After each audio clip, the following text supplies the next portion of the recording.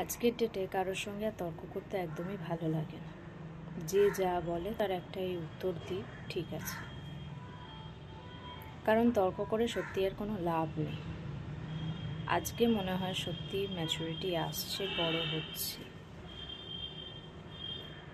কারণ মানুষের কাজ হচ্ছে শুধু কথা বলা, আর সেই কথাগুলো গায়ে মাখালে সত্যিই আজকের ডেটে আর চলে না। সুতরাং একটাই উত্তর তাদের জন্য, তোলা থাক, আচ্ছা ঠিক আছে। এর বাইরে বেশি কিছু বলার দরকার পড়ে না, কারণ তারা তোমাকে বুঝবে না। আর তোমাদের দরকার নেই তাদেরকে এটা বোঝানো যে তাদের কোনো কথায় এফেক্ট করছে।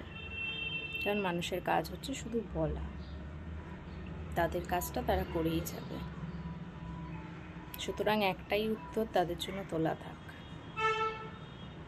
তর্ক করে, ঝগড়াঝাটি করে সত্যি কি আজকের ডেটে কোনো লাভ আছে? কোনো লাভ নেই। ইগনোর করাটাই সব থেকে বেস্ট। তাতে আমরাও ভালো থাকবো, তারাও ভালো থাকবে, আর একটু শান্তি বজায় থাকবে। প্রত্যেকটা কথার একটাই উত্তর থাক, ঠিক আছে।